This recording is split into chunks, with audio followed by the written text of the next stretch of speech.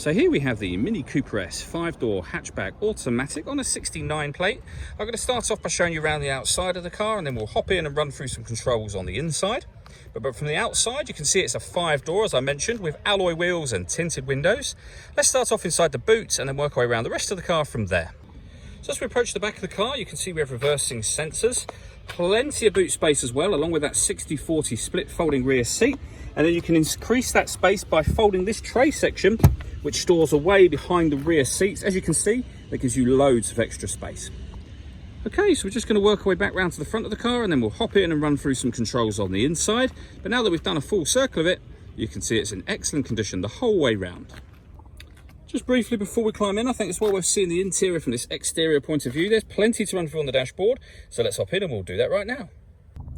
Okay, now that we're inside the car, we're going to start with the dials. On the left-hand side, we have the rev counter, we have the speedometer in the middle, and the fuel gauge on the right-hand side. Also in the middle, you can see the total miles for this car, which are 5,882. You can change the information displayed above that by pressing a button on the end of the indicator stalk for various bits of trip computer information, or you can have a digital readout for the speedometer that you see being displayed on the screen now. If we back out to the steering wheel, on the left-hand side we have cruise control and speed limiter, and on the right-hand side we have stereo and phone controls. Just behind the steering wheel we have this minus paddle and the plus one over here. That is so that you can change gear manually with this automatic gearbox should you wish to. Over in the centre we have the touch screen for the car. So this is where, amongst other things, you will pair up your phone. So this is all touch screen.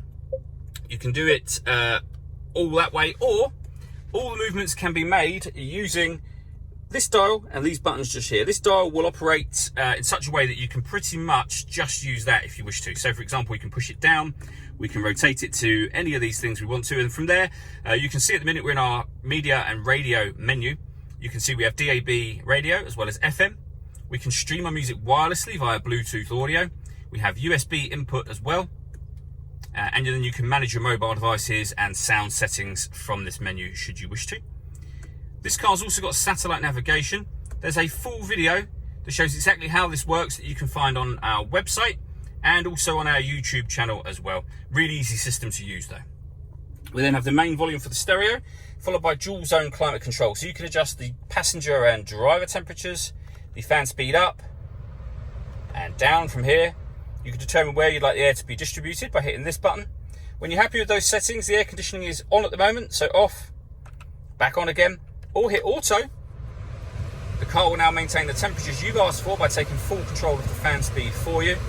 You can override that by pressing the auto button again, and it'll put you back on whatever setting you had it on previously. We've also got, for those colder days, heated driver seat with 3 different heat settings, and then the same on the passenger side just here. Beneath that, we can turn off the traction control. We can start and stop the engine with this button. And this one turns off the stop and start. This car is designed to cut out when it's stationary in traffic, which will save you fuel. That system is now turned off.